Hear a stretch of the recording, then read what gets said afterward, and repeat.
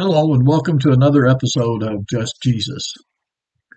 Today we're going to be looking at a passage of Scripture from the Gospel of Mark in chapter 2, beginning in verse 23, where Mark says, "One Sabbath he," speaking of Jesus, "was going through the grain fields, and as they made their way, his disciples began to pluck heads of grain. And the Pharisees were saying to him, 'Look, why are they doing what is not lawful on the Sabbath?' And Jesus said to them, 'Have you never read what David did when he was in need and hungry, he and those who were with him? How he entered the house of God in the time of Abiathar the high priest, and ate the bread of the presence, which it is not lawful for any but the priest to eat, and also gave it to those who were with him.' And he said to them, 'The Sabbath was made for man, not man for the Sabbath. So the Son of Man is Lord even of the Sabbath.'" What I want to focus on just for a few minutes is that sentence, "The Sabbath was made for man, not man for the Sabbath."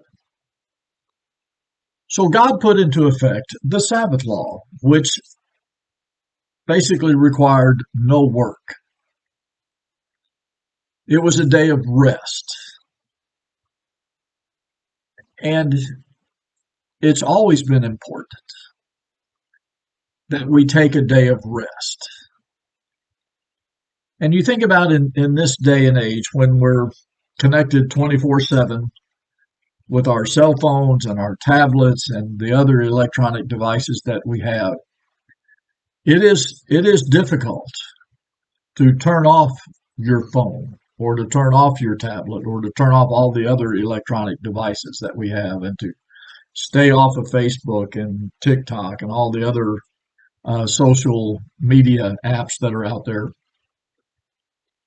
and just rest, just take a break from the cares and concerns and just rest our minds and rest our bodies. And Jesus says that's necessary. And that's why God put the Sabbath law in place, because God knew that we were going to need some rest. And I know it's hard. I know it's difficult. I know we think we have to be available 24/7 in case something happens, or we just want to stay engaged for 24 hours a day, 7 days a week, but it's not good for us. And so God put into effect the Sabbath law.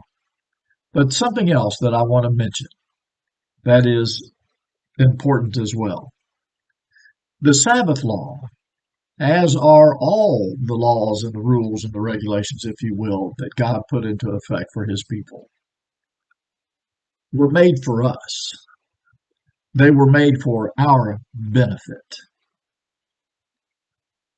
They were not simply made to make God look good, if you will, or to punish us if we did something that we shouldn't do.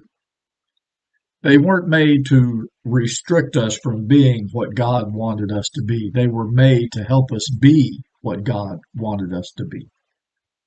And so we don't need to look at God as being some old codger who's sitting up there in heaven, if you will, who came up with all these rules and regulations to keep us from having fun. No.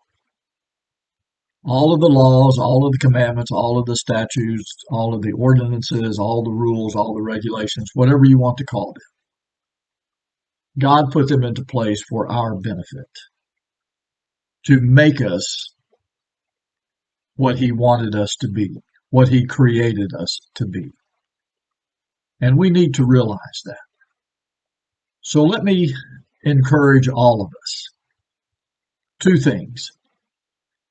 When you think about God, think about somebody who created us and put these laws, rules, regulations, if you will, into effect to make us, to help make us what he wanted us to be, instead of somebody who doesn't want us to have any fun.